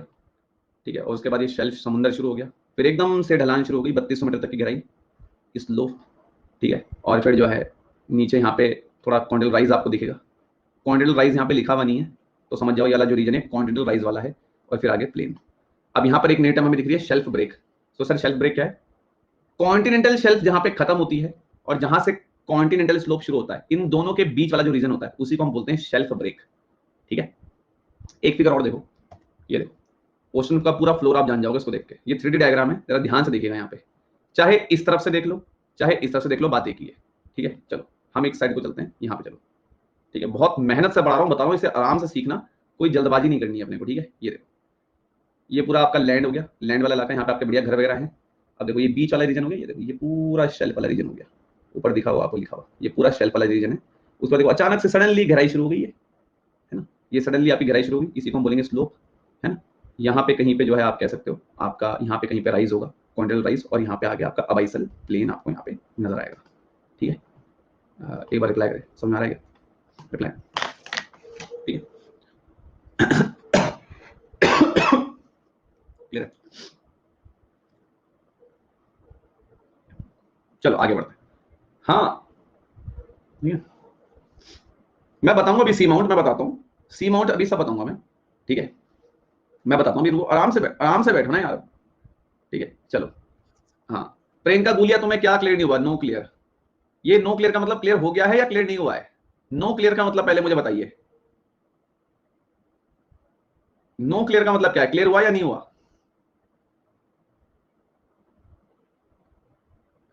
अब रिप्लाई नहीं करूंगी मैं, अब मैं सर को बिठा के रखूंगी।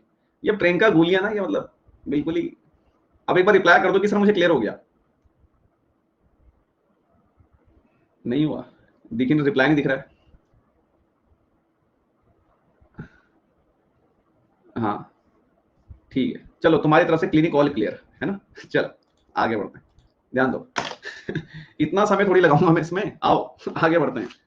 चलो चलिए ध्यान दें, ध्यान दो जरा यहाँ पे, प्रियंका गुलिया है ना, इतना समय लगा के और अगर शिद्दत के साथ में पढ़ा तो थोड़ा ध्यान यहाँ पे देना पड़ेगा, है ना। और मेरे ख्याल से मैंने ऐसी कोई भी भाषा लैंग्वेज नहीं यूज करी जो किसी के ना समझ में आई हो, तो थोड़ा सा ध्यान आपको देना पड़ेगा। ठीक है चलिए आगे बढ़ते हैं, ये बात हमारी हो गई। अब हम आगे बढ़ते हैं। अब क्या कंसेप्ट आएगा यहाँ पे, अभी आपको इस डायग्राम में जो ये सी माउंट वगैरह दिख रहे हैं ना, सब मैं बताऊंगा आपको ये सी माउंट वगैरह क्या होता है, वोल्केनिक आइलैंड वगैरह, I will clear all the things, don't worry, अभी पहले यहाँ तक हम पहुंच जाए। ठीक है, सब मैं आपको बता दूंगा, लेकिन हाँ अभी आपको ये शब्द, ये सारे शब्द जो हैं, ये सब प्लेन वगैरह, अबाइसल प्लेन वगैरह, ये सब आपको यहाँ पे क्लियर है। ठीक है, ये 3D डायग्राम मतलब आप फील कर सकते हो कि अब जैसे आप कभी समुद्र के किनारे जाओगे तो मान लो कभी यहाँ पे yes I am in continental shelf, yes, उसके बाद अगर बेटा फिसल गए तो फिर फिसलते बोलना yes I am in continental slope. उससे जब तुम्हारी बॉडी यहाँ पहुंच जाएगी तो बोलना yes I am in plain. चलिए आगे बढ़ते हैं, आराम से रहा, हाँ माहौल गर्म ना हो जाए। चलिए ओके ओके।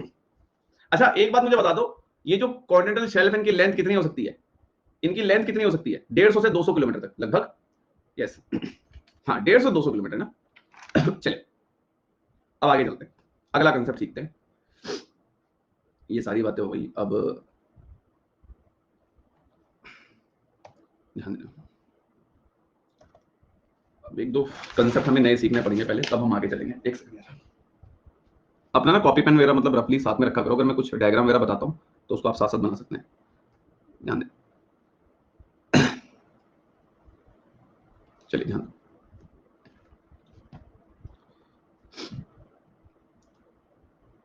एक सेकंड,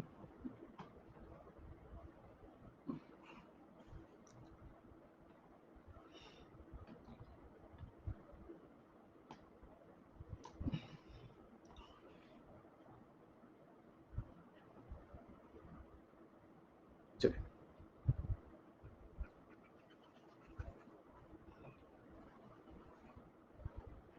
ठीक है, ध्यान दें।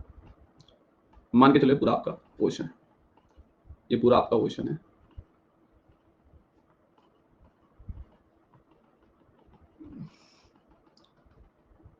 जब मैं ये कहानी बताऊंगा तो थोड़ा सा अपने दिमाग में प्लेट टेक्टोनिक्स लेके आ जाना।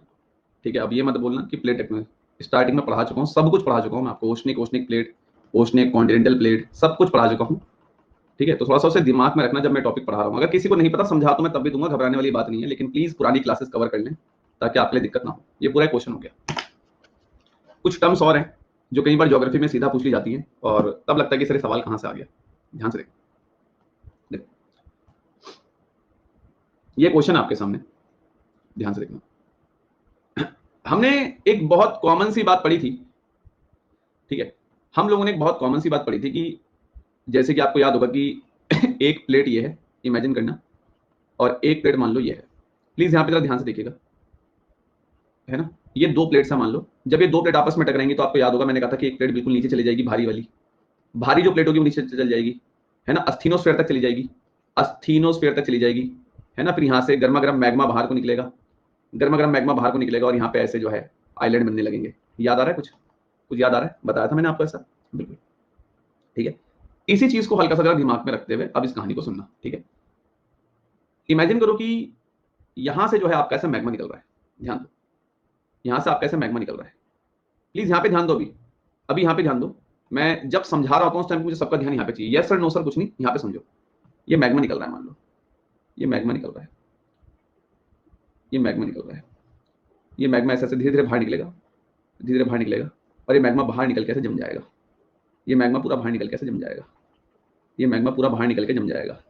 जब मैग्मा ये ऐसे बाहर निकल के पूरा जम गया, अब मैग्मा का नीचे से बाहर निकलना, मैग्मा का नीचे से बाहर निकलना मतलब ज्वालामुखी, मतलब वॉल्केनो।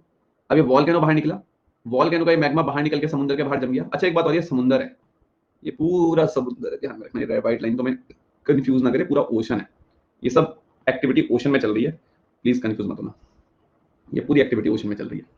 नाउ अब ये एक ज्वालामुखी जो है ऐसे निकली पूरी, और ये ऐसे बाहर समुद्र के बाहर पूरा ये मैग्मा जम गया। जब ये पूरा मैग्मा जम गया, ठीक है, तो इसी को मैं बोल दूंगा वॉल्केनिक आइलैंड, इसी को मैं बोल दूंगा वॉल्केनिक आइलैंड, मतलब ज्वालामुखी से बना हुआ द्वीप, ज्वालामुखी से बना हुआ द्वीप। जैसे कि आज इंडोनेशिया है, जापान है, ये सब ऐसे ही तो बने हुए, इंडोनेशिया जापान ये सब ऐसे ही तो बने हुए। समुद्र के बीच में छोटे छोटे से एरिया ही तो है, कोई जापान या इंडोनेशिया कोई बहुत ज्यादा एरिया थोड़ी है। तो ये वॉल्केनिक आइलैंड है आपका, ठीक है। ऐसे ज्वालामुखी निकली, सारा मैग्मा समुद्र के बाहर से जम गया एक छोटे से रीजन में, और यहाँ पे पूरा जापान देश बन गया, इंडोनेशिया देश बन गया, इस तरीके से जापान इंडोनेशिया जैसे आइलैंड बने। तो ये तो बना वॉल्केनिक आइलैंड। वॉल्केनिक आइलैंड कैसे बना, इसमें कोई दिक्कत, थोड़ा सा प्लेट टेक्टोनिक्स वाली क्लास याद कर लो, बस याद आ जाएगा, सब पढ़ा रखा है, सब पढ़ा रखा है, डायरेक्ट मैं कुछ नहीं बताऊंगा, ठीक है। इमेजिन करो, इमेजिन करो, ये तो हो गया आपके पास, मान के चलना फिगर बी, ये हो गया मान लो फिगर बी, मान लो इस फिगर का नाम बी है, जो मैंने बनाया इस फिगर का नाम, पिक्चर का नाम बी है। इमेजिन करिए ऐसा मैग्मा निकल रहा है, ये ऐसा मैग्मा निकल रहा है आपका, ये मैग्मा निकल रहा है, ये मैग्मा निकल रहा है आपका। अब ऐसा तो है नहीं कि ये मैग्मा बिल्कुल सुपरमैन की स्पीड से बाहर आ जाएगा, पता नहीं कितने मिलियन ऑफ ईयर्स लगते हैं इसमें, बहुत धीरे धीरे ये प्रोसेस चलती है। तो कभी ऐसा होगा कि ये मैग्मा जब यहाँ तक पहुंचा होगा, कभी ऐसा हुआ होगा ये मैग्मा जब आधे पानी तक पहुंचा होगा, तो ऐसे यहीं तक, मान लो कि यहीं तक पहुंचा अभी ये मैग्मा, अभी ये मैग्मा जो है मान लो यहीं तक पहुंचा है, ठीक है, ये मैग्मा अभी यहीं तक पहुंचा है बस आपका। अभी इसने पूरा पानी क्रॉस नहीं करा, अभी इसने पूरा पानी क्रॉस नहीं किया, अभी ये मैग्मा जो है पानी के अंदर ही अंदर है, अभी पानी से बाहर निकला नहीं, आप चेक कर सकते हो, पानी के अंदर ही है मैग्मा। और आप क्या करो, ऐसा बना और लो, थोड़ा इतना मान के चलना, ये पूरा पानी आ गया, ठीक है, ऐसे। अब अगर आप इसको मान लो फिगर ए, जस्ट इमेजिन कि ये आपकी फिगर ए, मुझे कमेंट करके बताओ फिगर ए को देख के कि फिगर अभी पानी के अंदर है बाहर है, फिगर है पानी के अंदर, पानी के बाहर है, पानी के अंदर है, पानी के अंदर है, ठीक है, बिल्कुल पानी के अंदर ही आप देखो अभी मैग्मा है। अगर ये मैग्मा पानी से बाहर निकल के जम गया तो मैं इसे वॉल्केनिक आइलैंड नाम दे दूंगा, जैसे मैंने यहाँ पे किया। लेकिन अभी तो जो है ये मैग्मा पानी के अंदर ही है, पहाड़ की तरह, इसकी शेप देख रहे हो बिल्कुल पहाड़ जैसी। तो जब मैग्मा पानी के अंदर ही होता है और ऐसे माउंट की तरह, पहाड़ की तरह बन के खड़ा हो जाता है पानी के अंदर, जब मैग्मा पानी के अंदर पहाड़ बन के खड़ा हो जाता है, जब मैग्मा पानी के अंदर पहाड़ बन के खड़ा हो जाता है, इसी चीज को हम लोग बोलते हैं सी माउंट, इसी चीज को हम बोलते हैं सी माउंट। जब पानी के अंदर मैग्मा पहाड़ बन के खड़ा हो जाए, इसी को हम बोलते हैं सी माउंट। इतनी सिंपल तरीके से बता रहा हूं ना एक चीजें, अगर यहां पे भी नहीं समझा ना तो फिर तो बस मेरे पास शब्द नहीं है। अब दिखा भी देता हूं तो तुम्हें फिगर में, जहां मैं इशारा करूंगा सिर्फ वहां ध्यान देना, अपना दिमाग मत लगाना, वरना सब खराब हो जाएगा, सारी मेहनत पे पानी हो जाएगा। तो जरा यहाँ पे देखो, जहां मैं जूम करूंगा वहां पे ध्यान देना जरा। अभी मैंने आपको दो चीजें सिखाई है इस डायग्राम पे, एक चीज मैंने आपको सिखाई है वॉल्केनिक आइलैंड, यहाँ पे देख सकते हो, एक चीज मैंने सिखाई है वॉल्केनिक आइलैंड, और एक मैंने सिखाया भी सी माउंट। वॉल्केनिक आइलैंड और सी माउंट दोनों दिखाने जा रहा हूं, इस फिगर पे देखिए, आ जा जूम हो जा भाई, ये लो, ठीक है, बस बस। अब देखिए जरा सी माउंट, ये एरो कहां जा रहा है जरा देखो, एक इस वाले पहाड़ पे, या चलो इस वाले पहाड़ को देखो, जिस वाले को मैं बना रहा हूं उसको देखो, ये इस वाले को देखो, ये एक पहाड़ सा बन गया लेकिन है पानी के अंदर ही। इस पहाड़ को किसने बनाया, मैग्मा ने तो बनाया है, और कैसे बन गया। ये पहाड़ जो आपको दिख रहा है, this a perfect example of seamount. देखो पानी के अंदर ही अंदर तो है, पानी के बाहर थोड़ी है। और आप देखो अब ये मैग्मा बढ़ता गया बढ़ता गया बढ़ता गया बढ़ता गया बढ़ता गया बढ़ता गया, और बाहर एक आइलैंड बन गया मैग्मा जम के, इसी को मैंने क्या नाम दे दिया, वॉल्केनिक आइलैंड। आया समझ में, आया समझ में, रिप्लाई करो, ठीक, डन है, ओके, ठीक। गयावट मीन्स मैं बताता हूँ गयावट का मीन्स क्या होता है। किसने पूछा ये, ओमकार मैं बताता हूँ what is the meaning of गयावट। यहीं पे देख ले गयावट का मीनिंग, गयावट का मीनिंग भी सीख लो। इमेजिन कर यहाँ से ऐसे मैग्मा निकला, ये मैग्मा निकल रहा है, मान ले मैग्मा निकल रहा है, ये मैग्मा है, ये मैग्मा है, ये मैग्मा है, ये मैग्मा है, ये मैग्मा है, ये मैग्मा है, ये मैग्मा नीचे ऐसे प्लेन सरफेस की तरह जम गया, ये मैग्मा जम गया, अभी मैग्मा यहीं तक पहुंचा है। जस्ट इमेजिन, जस्ट इमेजिन, यहीं पे देख ले आप। अब अगर तू ओमकार इस चीज को जहाँ यहाँ पे ध्यान से देख पा रहा है तो भाई तुम इतना जरूर समझ पा रहे होंगे ओमकार भाई कि ये पहाड़ जैसी शेप नहीं है, पहाड़ जैसी शेप थी सी माउंट जो हम पढ़ चुके हैं। ये मैग्मा निकला और इस मैग्मा ने पानी के अंदर एक प्लेन सरफेस की तरह शेप ले लिया है, बिल्कुल ग्राउंड की तरह शेप ले लिया है। देख रहे हो, इसे बोलते हैं गयाउट, इसे बोलते हैं गयाउट। ठीक है सर, और बोलो। ठीक है, इसे बोलते हैं गयाउट। हाँ, जनरली इसकी स्पेलिंग गयाउट होती है, गयाउट ये होती है, ठीक है, ये होती है गयाउट। ठीक है, व्हाट आर ट्रेंच अभी पढ़ेंगे, ट्रेंच के बारे में टेंशन मत लो, ट्रेंच वगैरह सब बताऊंगा मैं। ठीक है, ट्रेंच वगैरह सब बताऊंगा, दिक्कत ना लो। ट्रेंच पे तो पूरा टॉपिक ही पढ़ाऊंगा मैं आपको, रुक जाओ। ठीक है, ठीक है। क्या डूबता क्यों नहीं, किस चीज की बात कर रहे हो राहुल, किस चीज की बात कर रहे हो आपके डूबता क्यों नहीं? ऑलरेडी पानी में है वो, तो ऑलरेडी पानी के अंदर ही तो है, डूबेगा कहां से? ठीक, डूब भी जाएगा आइलैंड अगर पानी का आपने लेवल बढ़ा दिया। अगर मान लो पानी का लेवल राइज हो गया तो डूब भी जाएगा वो। अगर पानी का लेवल राइज हो गया, हाँ तो जापान डूब जाएगा। अगर बगल में पानी का लेवल राइज हो गया तो जापान भी डूब जाएगा। अभी तो जापान ऐसे बना हुआ ना जैसे कि ये मान ले तू यार, यहाँ पे जैसे ये हमने क्या बनाया था अभी फिगर, कहाँ कहाँ ध्यान है, कहीं ध्यान है क्लास में? क्या बताया अभी, ये क्या बताया मैंने अभी? कैसे डूब जाएगा? जैसे मान ली ये तेरा मैग्मा बाहर निकला, बाहर निकल के ऐसे जम गया पूरा मैग्मा। इस देश को तूने मान ले नाम दे दिया जापान। अभी जापान कब डूबेगा? खुद प्रैक्टिकली सोच, जब ये पानी का स्तर बढ़ जाएगा। अगर पानी का लेवल बढ़ जाएगा तो जापान डूब जाएगा। जापान क्या कहीं सारी आइलैंड कंट्री डूबेगी अगर एक बार समुद्र का पानी का लेवल रेज हो गया तो यार लॉजिक लगाना पड़ेगा भाई, कंपटीशन रट के नहीं निकलने वाला। एग्जाम में कई क्वेश्चन होंगे जो नोट से सीधा आएंगे, बट कुछ क्वेश्चन ऐसे होते हैं जहां पे आपको थोड़ा कॉमन सेंस और दिमाग का उपयोग करना पड़ेगा। थोड़ा दिमाग खोल के रखिए प्लीज। क्लियर है? यहां तक आगे बढ़े, चलिए। तो अगर मैं अभी आप लोगों से एक बहुत ही बेसिक सा शब्द पूछूं कि सी माउंट क्या होता है, गयावट क्या होता है, continental shelf, continental slope, continental जो है राइज, अबाइसल प्लेन क्या होता है, तो मैं उम्मीद कर सकता हूँ ये सारी टर्म्स आपको समझ में आ गई होंगी। और अगर आप ओशनोग्राफी पढ़ने जा रहे हो, आपको ये टर्म्स नहीं पता और आपने सोचा मैं ओशनोग्राफी समझ जाऊंगा, तो भूल जाना। ठीक है, ये बेसिक टर्म्स है, आपको सबसे पहले इन सब बेसिक चीजों का मीनिंग पता होना चाहिए। आप मेरे मुंह से कुछ भी निकले, ये ट्रेंच है जो अभी आपको यहाँ पे फिगर में देख रहे हो, यहाँ सबकी बातें हम लोग करेंगे, लेकिन थोड़ा समय आन दो। अब आप ये मत सोचो कि आज पहली क्लास हुई है ओशनोग्राफी की और आप उसी क्लास में सब जान जाओगे। 1 घंटे में नहीं होती oceanography, it's a big part of physical geography. ठीक है, तो चलिए, तो यहाँ तक अगर समझ में आ गया तो हम लोग आगे बढ़ सकते हैं क्या? रिप्लाई कर देंगे अगर यहाँ तक समझ में आ गया तो आगे बढ़ सकते हैं। ठीक है, ध्यान। आज की जो करंट अफेयर्स की क्लास है काफी ज्यादा इंपॉर्टेंट है। मैंने काफी बिकॉज कल सैटरडे था, कल मैंने ऑफ लिया था, कल क्लास लेनी थी मैंने आपकी, तो काफी सारी ऐसे मतलब सारे टॉपिक्स ऐसे हैं जहां से एग्जाम में क्वेश्चन आ सकते हैं। तो एक तो जो भी बच्चे हैं, मैं रिक्वेस्ट करूंगा आप सभी से कि आप करंट अफेयर क्लास ना छोड़ा करें, बहुत कुछ सीखने को मिल जाता है उस क्लास में। तो मैंने आज से थोड़ी न्यूज भी आपके लिए बढ़ा दी है, तो थोड़ा सा आप उस क्लास को देखा कीजिए। एक मिनट मैं उस क्लास का जरा लिंक डाल दूं टेलीग्राम पे, वरना कहीं सारे बच्चे देख नहीं पाते, थोड़ा लेट हो जाता है। एक सेकंड जरा रुकना। हाँ, तो करंट अफेयर क्लास कोई बच्चा मत छोड़ना।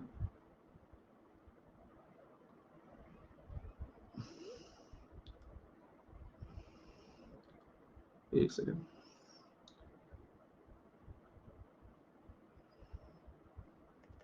चलिए चलिए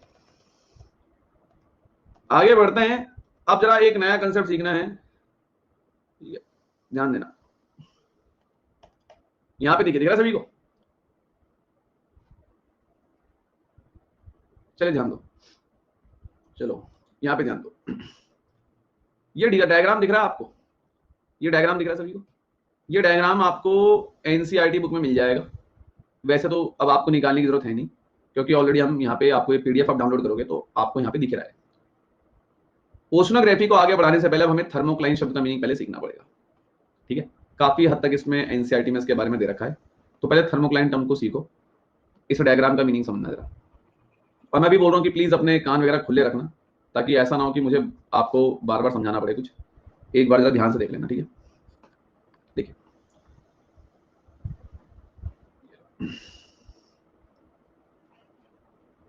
मान लीजिए, मान के चलो कि ये क्वेश्चन आपके सामने, ठीक है, जस्ट इमेजिन कि ये क्वेश्चन आपके सामने।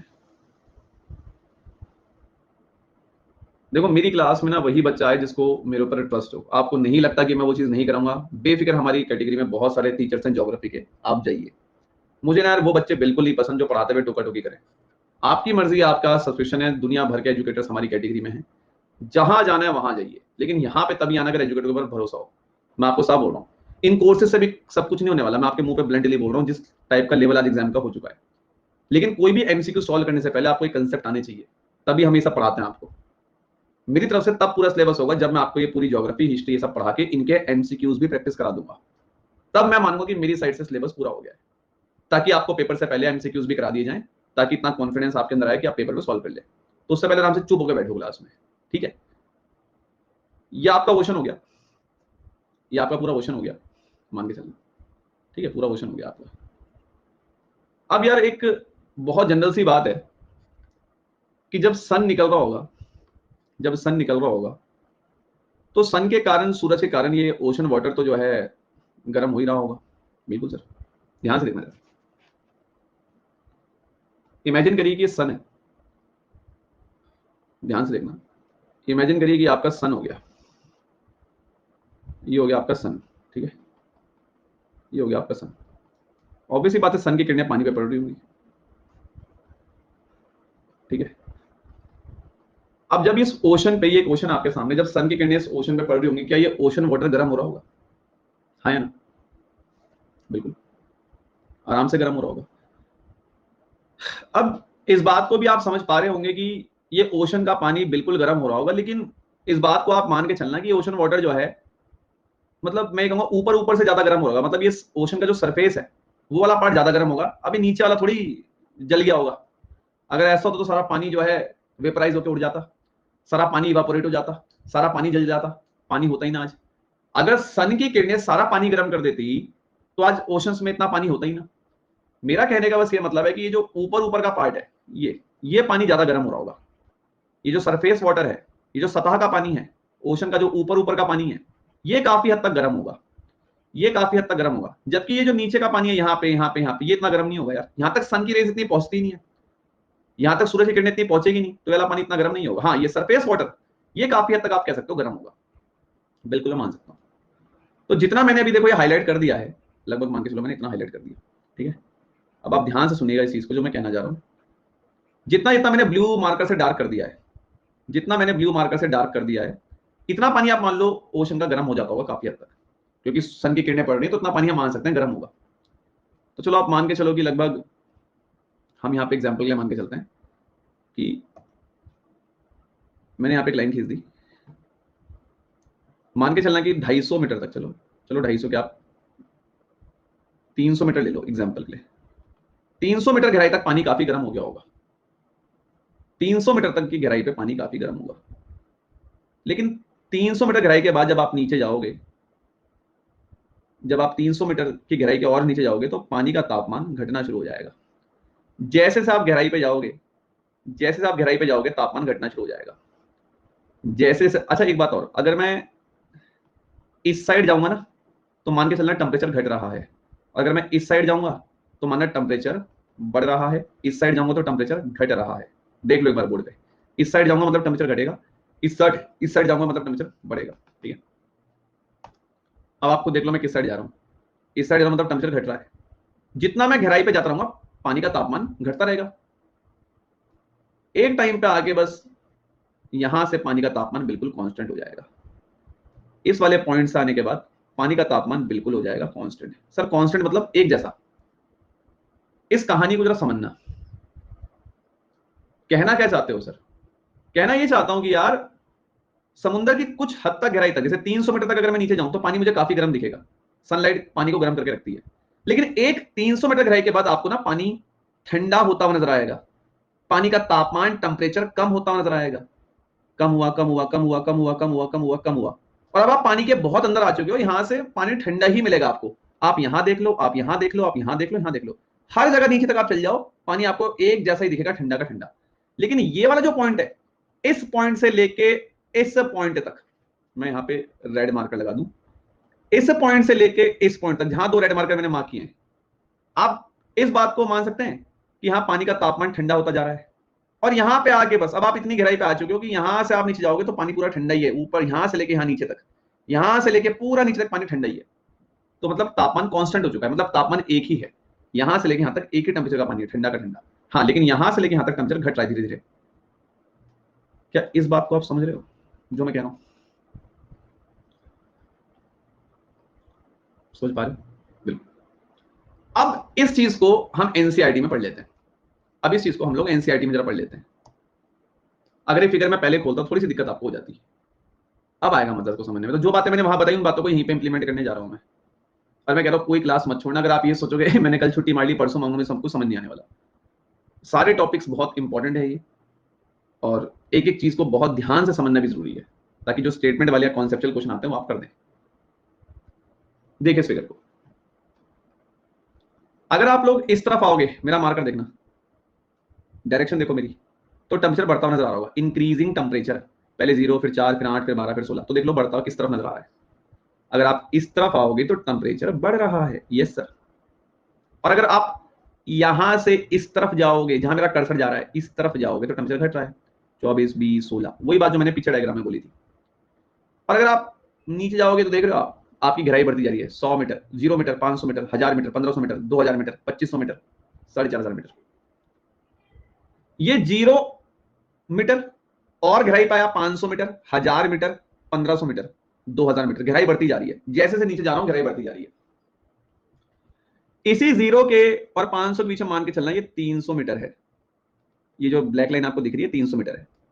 अब आप देखो कि 300 मीटर तक पानी गर्म है, पानी गर्म है, मतलब 23 डिग्री पानी का टेंपरेचर है ना। 20 देखो, 20 और 24 के बीच में, इस वाली लाइन को आप 23 मान लो, 23 डिग्री मान लो, 20 और 24 के बीच में 23 आता है, मान लो कि 300 मीटर तक जब मैं नीचे गया, ये देखो 300 मीटर, यहां बगल में आंखें खुली होनी चाहिए, बगल में हाइट भी देखते चलना। जब मैं 300 मीटर तक नीचे गया तो पानी गर्म है, कितना गर्म है? 23 डिग्री। क्योंकि देखो ये जो ग्राफ है ना तो ये ग्राफ इधर जा रहा, ना ये ग्राफ इधर जा रहा है, ग्राफ ऐसा सीधा है। अगर ये ग्राफ इधर जा रहा होता तो मतलब टेंपरेचर बढ़ रहा होता, इधर जा रहा होता तो टेंपरेचर घट रहा होता, लेकिन ये सीधा है, मतलब 0 से लेकर 300 मीटर गहराई तक तापमान सेम है, 23 डिग्री है।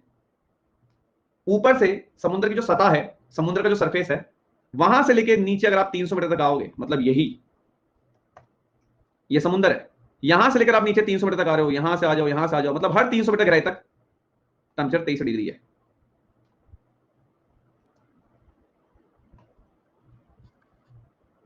ना, लेकिन 300 मीटर पर आने पे मैं क्या देख रहा हूं कि टेंपरेचर घट रहा है। किस तरफ जा रहा है मेरा मार्कर देखो, यहां 20, यहां 16, फिर 12, टेंपरेचर घट रहा है, घट रहा है। 300 मीटर से जैसे ही मैं नीचे आया टेंपरेचर घटने लग गया, घटने लग गया। 12 से अब मैं 8 पे आ गया, अब मैं 8 से 4 डिग्री पे आ गया। 300 मीटर के बाद 1000 मीटर तक मुझे टेंपरेचर घटता हुआ नजर आया। यहां से टेंपरेचर घटना शुरू हुआ और यहां तक घटता चले गया, और इस 1000 मीटर के बाद टेंपरेचर कांस्टेंट हो गया। मतलब यहां पे 4 और 8 ना, मान के चलना बीच में 5 डिग्री, तो मान के चलना 5 डिग्री हर जगह तापमान एक जैसा है, कांस्टेंट हो गया नीचे तक। अब आप यहां पे पानी छू लो, यहां पानी छू लो, इतनी गहराई पे पानी छू लो, एक जैसा ही टेंपरेचर पानी का। लेकिन क्या इस बात को मान सकते हो कि 300 मीटर से टेंपरेचर घटना शुरू हुआ और 1000 मीटर तक घटता चला गया? हाँ या ना? 300 मीटर गहराई से घटना शुरू हुआ और 1000 मीटर तक घटता चले गया, और भाई 1000 के बाद तो कांस्टेंट हो गया, मतलब एक जैसा ही है, एक जैसा ही है कि नहीं है? बिल्कुल है। तो सर क्या सिखा रहे हो? सर ये सिखा रहे हैं, जब सडनली टेंपरेचर डिक्रीज होने लगता है, सडनली जब टेंपरेचर डिक्रीज होने लगता है, इसी चीज को हम बोलते हैं थर्मोक्लाइन। अब आप खुद देखो थर्मोक्लाइन कहां पे लिखा हुआ है, इस वाले ब्लॉक के अंदर लिखा हुआ है, और यहीं से टेंपरेचर घटना शुरू हुआ था, यहां तक घटता चले गया, यहां से टेंपरेचर घटना शुरू हुआ और घटता चले गया। थर्मोक्लाइन वो स्थिति है जब सडनली टेंपरेचर घटना शुरू हो जाता है। थर्मोक्लाइन का मतलब, अरे यार थर्मोक्लाइन लो, इसी से मतलब निकाल दूं। थर्मो मतलब टेंपरेचर, और किसी से कम होना मतलब डिक्लाइन। थर्मो डिक्लाइन का मतलब कम होना, डिक्लाइन का मतलब कम होना, थर्मो मतलब तापमान यानी कि टेम्परेचर। इन दोनों शब्दों को जोड़ दो, थर्मोक्लाइन। जब आप थर्मो डिक्लाइन को जोड़ोगे तो डी हटा दो, इन दोनों को जोड़ दो, ये बन गया थर्मोक्लाइन। ये लो, रटना भी नहीं है तुम्हें, थर्मोक्लाइन। तो थर्मोक्लाइन का मतलब टेम्परेचर का सडनली घट जाना। समुद्र के अंदर, ओशन के अंदर जब तापमान सडनली घटने लग जाए, समुद्र के अंदर जब टेम्परेचर सडनली घटने लग जाए, इस सिचुएशन को हम थर्मोक्लाइन के नाम से जानते हैं। आया समझ? आया समझ? क्लियर हुआ? रिप्लाई करो, क्लियर हुआ? ठीक, ठीक है। तो ठीक है, अब 0 डिग्री आपको यहां नहीं मिलेगा ना। देखो अब यहां पे एक बच्चा कह रहा है कि सर एक बात, तो तापमान बिल्कुल ही कम क्यों नहीं हो गया, तापमान 0 क्यों नहीं पहुंच गया? इसका भी रीजन मैं देता हूं। अब तुम यूपीएससी वाले डाउट पूछ रहे हो जो आईएएस एस्पिरेंट पूछते हैं, चलो मैं इसका आंसर देता हूं। एक बच्चे ने बोला कि सर यहां देखो कि चलो टेम्परेचर 1 रहा, मतलब यहां तक, यहां ये देखो ना, अगर हम यहां देखें ऊपर 5 डिग्री, इससे अगर मैं नीचे लेके आऊं तो ये मतलब सर यहां से 1000 के बाद टेम्परेचर कांस्टेंट हो गया, यहां भी, यहां भी, यहां भी, हर जगह तापमान मुझे एक जैसे दिखेगा। मतलब घटा कहां से कहां तक? 300 से लेके 1000 तक, 300 से लेके 1000 तक तो घटा, इस 1000 के बाद तापमान सेम रहा नीचे तक, मतलब कांस्टेंट रहा। अब एक लड़के ने बोला सर 0 क्यों नहीं हो गया? बहुत अच्छा डाउट पूछा इसने, ऐसे डाउट आईएएस एस्पिरेंट जरूर पूछते हैं। मैं बताता हूं, देखिए इसका रीजन क्या है। एक प्रैक्टिकली बात है, इसी डायग्राम पे आ जा यार, कहां गया? इसी डायग्राम से बता दूंगा मैं, ये ले, ये आ गया, ये ओशन है, ठीक है। अब ऑब्वियसली बात है, खुद सोच के देख, इस ओशन के बगल में क्या होगा? इस ओशन के बगल में क्या होगा? कॉन्टिनेंट होगा। इस ओशन के बगल में क्या होगा? कॉन्टिनेंट होगा। इस पूरी पृथ्वी पे है क्या? ओशन और कॉन्टिनेंट तो है, कोई तीसरी चीज तो मुझे भी दिखा दे। इस पूरी पृथ्वी पे 3 ही चीजें भाई, कॉन्टिनेंट और या तो ओशन। ये बीच में ओशन हो गया, ये पूरा ओशन हो गया, जो जो ब्लू दिख रहा है तुम्हें भाई, ये पूरा महासागर ओशन। ओशन के बगल में क्या है? कॉन्टिनेंट, है ना। अब सन की जब किरणें पड़ रही हैं, जब सन की किरणें पड़ रही हैं, तो ऐसा तो है नहीं कि ओशन ही गर्म हो रहा होगा, ऐसा तो कहीं लिखा नहीं है भाई। जब सूरज निकलता है तो पूरी पृथ्वी क्यों निकलता है? यही सन की किरणें कॉन्टिनेंट को भी तो गर्म कर रही होंगी, यही सन की किरणें कॉन्टिनेंट को भी तो गर्म कर रही होगी। तो मतलब यह है कि इस कॉन्टिनेंट के अंदर भी थोड़ी हीट होगी, इस लैंड मास, इस कॉन्टिनेंट, इस महाद्वीप के अंदर भी थोड़ी हीट होगी। तो अगर समुद्र के बगल वाला हिस्सा गर्म है तो थोड़ा बहुत गर्म तो ये पानी भी रहेगा। मतलब ये कॉन्टिनेंट अगर गर्म है तो इस कॉन्टिनेंट की गर्मी इस समुद्र में भी तो घुस रही होगी, चिपका पड़ा है भाई, ये समुद्र इस कॉन्टिनेंट से चिपका पड़ा है। तो अगर ये कॉन्टिनेंट गर्म होगा तो इसकी कुछ गर्माहट इस ओशन में भी तो पड़ रही होगी। यही रीजन है कि 0 नहीं हुआ, चाहे भाई यहां से देख लो, यहां से देख लो, ये गर्मी अंदर आ रही होगी ना थोड़ी थोड़ी, तभी तो 0 नहीं हुआ। अब यहां बगल में अगर मैं रख दूं बर्फ, ये ले यहां बर्फ रख दी मैंने, और यहां मैं तेरे को 0 भी दिखा दूंगा, कहां नहीं दिखेगा? चले जा अंटार्कटिका में, अभी चले जा अंटार्कटिका में, अंटार्कटिका में चल जा, वहां दिख जाएगा 0, क्योंकि अंटार्कटिका एक फ्रोजन कॉन्टिनेंट है, एक बर्फीय द्वीप है, एक बर्फीय महाद्वीप है। लेकिन अंटार्कटिका पूरी बर्फ है ना हर जगह। अब ये ओशन है, ओशन के बगल में यहाँ कॉन्टिनेंट है, यहाँ कॉन्टिनेंट है, ये कॉन्टिनेंट भी तो थोड़ी गर्म हो गई होगी, धरती भी तो गर्म होती है, इसी धरती की गर्मी इस ओशन को लग रही होगी, तो इसलिए 0 नहीं हुआ।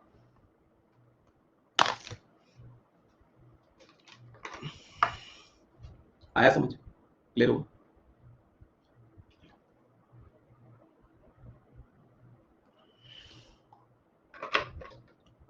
ठीक है, वो भी हम बात करेंगे, उसकी भी हम बात करेंगे। देखो अब तुम यार एकदम से सोचोगे कि आज लाइक ओशनोग्राफी शुरू हुई है और हाँ अंटार्कटिका, मतलब यार पोलर साइड चल जाओ, आप अंटार्कटिका छोड़ो, आप पोलर रीजन पे चल जाओ, पोलर रीजन पे आपको ठंडा दिख जाएगा, क्योंकि वहां सनलाइट भी नहीं पहुंचती ना इतनी।